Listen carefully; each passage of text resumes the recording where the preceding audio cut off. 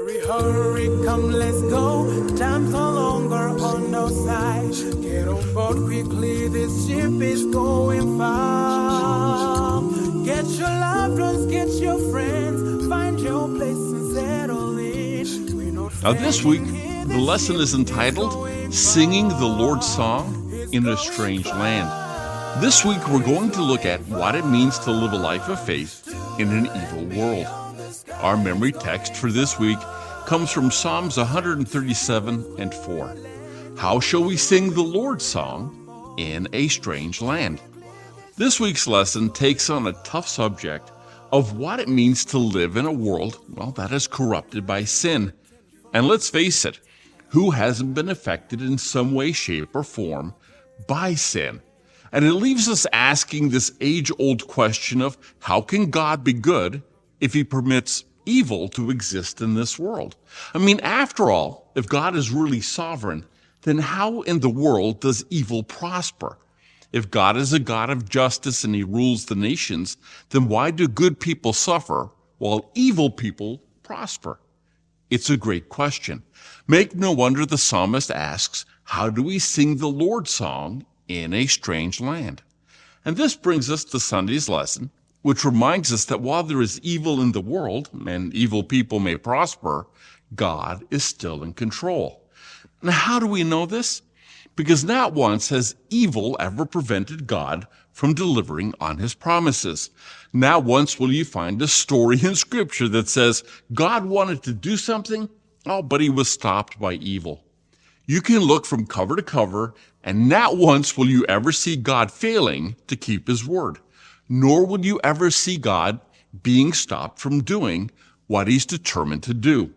In other words, when we talk about God's sovereign will, it means that when God is determined to do something, nothing on earth can stop him.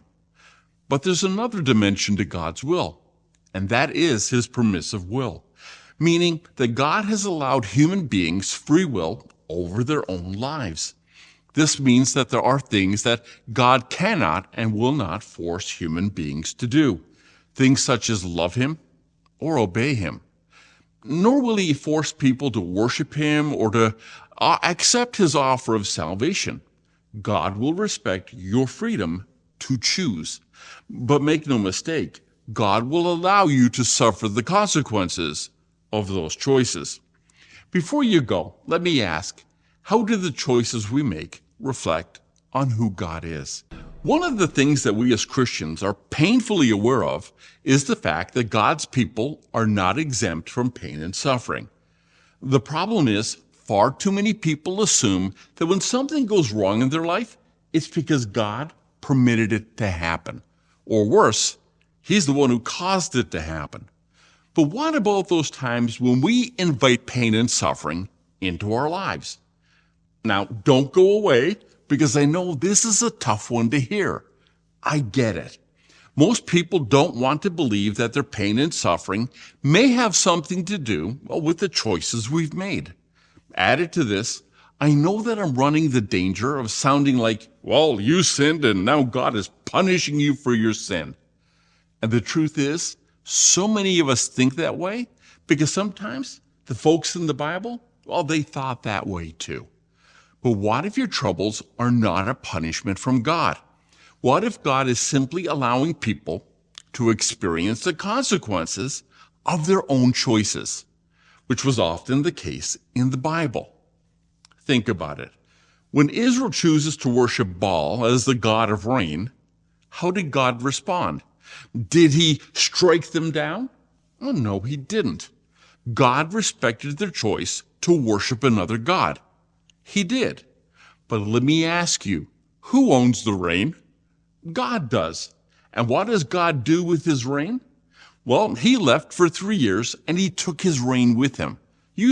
Respecting Israel's decision to trust in Baal for rain. When the children of Israel worshipped Ashtaroth as the god who provides protection, how did God respond?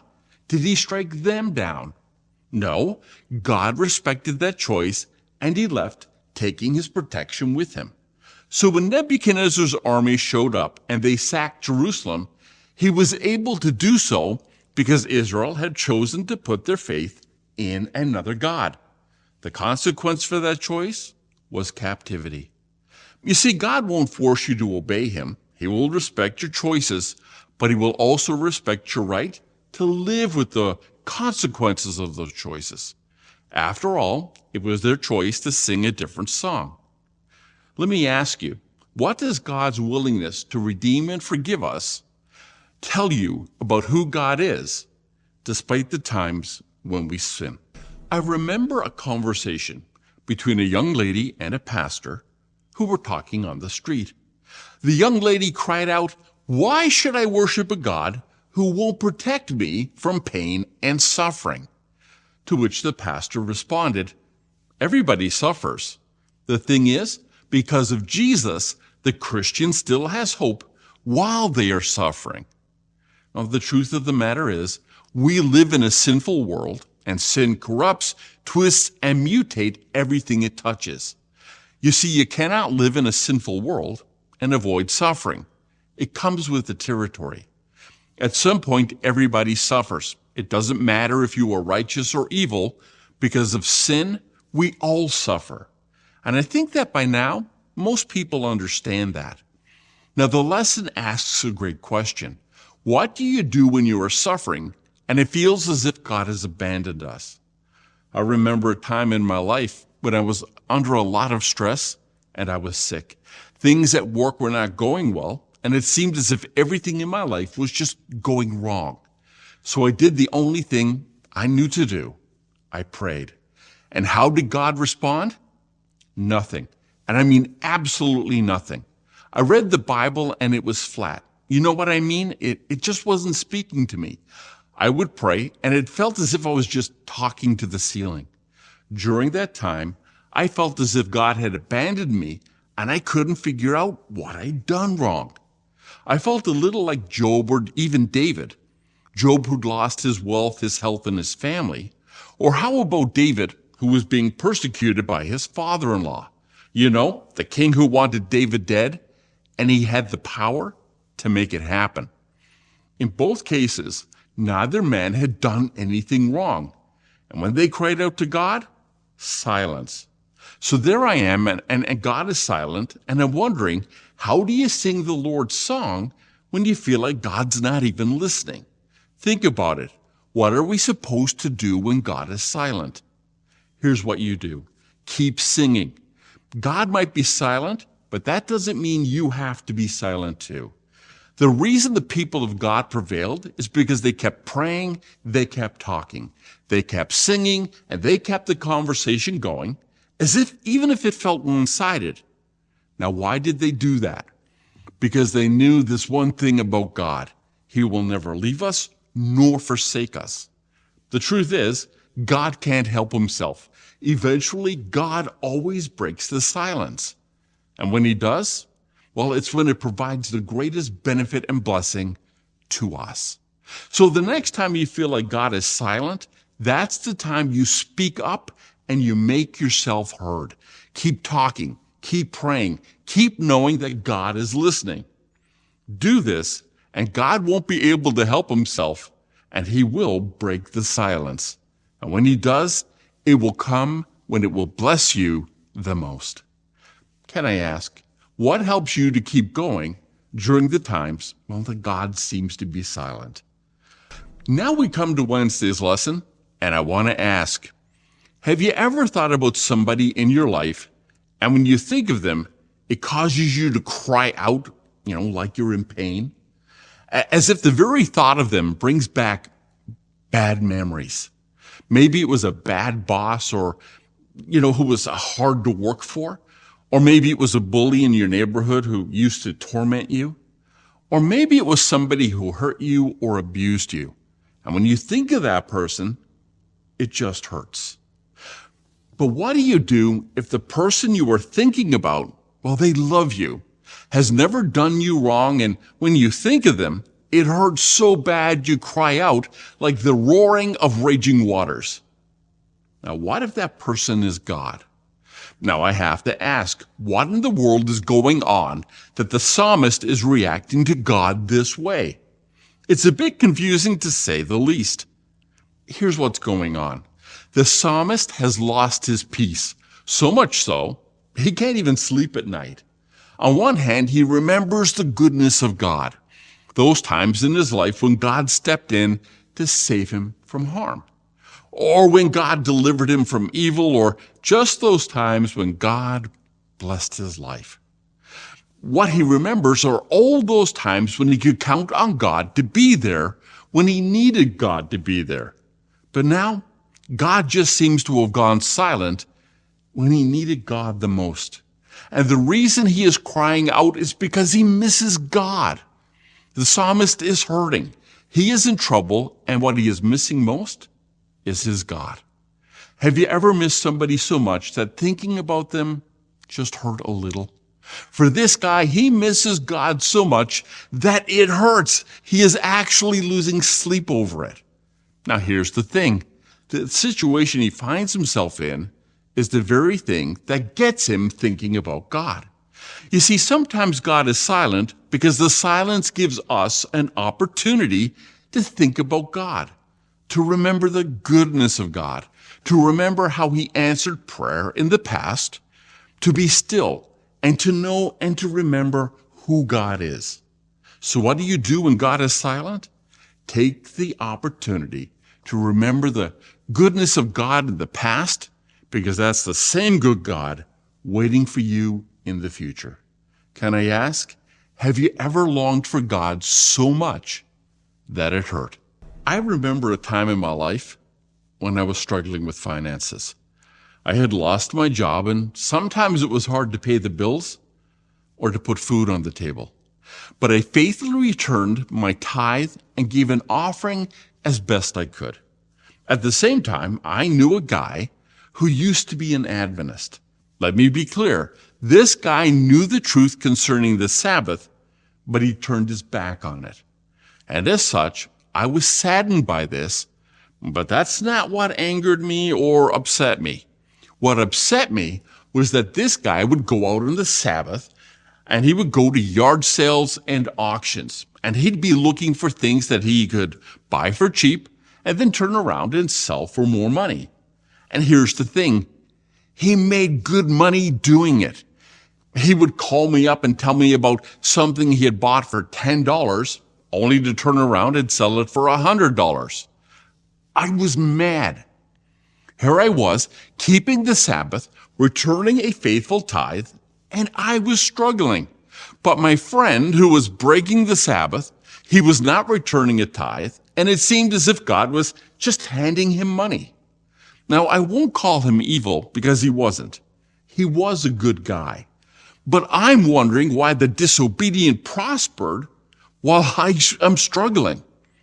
I don't know if you've ever been there, but let me tell you, it can challenge a person's faith, and sadly, it challenged mine.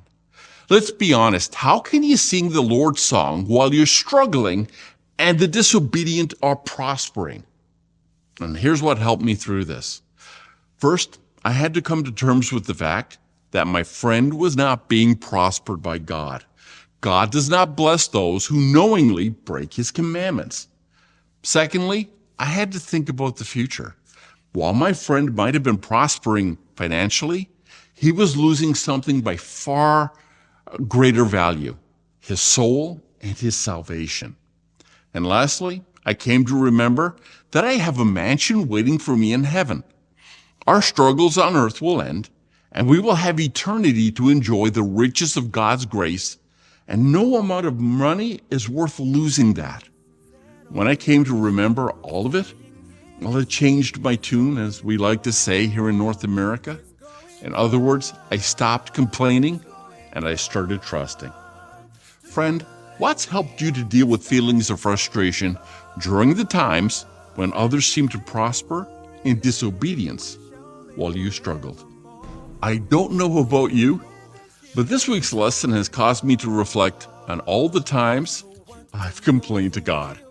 The truth is, for the most part, I can't even remember what it was that I had complained about. I know that some of it was about things that were important to me, things such as my health or finances, Some complaints were about conflicts with my family, friends, or co-workers. I know that some of my complaints were about very real and important issues. Then there were those complaints that were not important. Sometimes I complained just to complain because I was unhappy about some situation, and I thought, well, God could do better for me. But the truth is, I can't recall for the most part the details of my complaints. And here's why I'm sharing this with you. Because the truth of the matter is, most of what we go through will eventually pass, and we'll forget it. Job's boils went away, his wealth returned, and he ended up with a larger family. David returned home from exile, and he became king of the country he had to flee. Joseph eventually became the second most powerful man in the world, and Daniel walked out of a lion's den still in one piece. The truth is, troubles come and then they go. But what doesn't change is God. And this right here is why we can sing the Lord's song during tough times. Because what doesn't change is God's faithfulness, His love for us, His ever-abiding presence, and His desire and ability to save His people. There will be times when God is silent. There will be times when it will feel like God has abandoned us.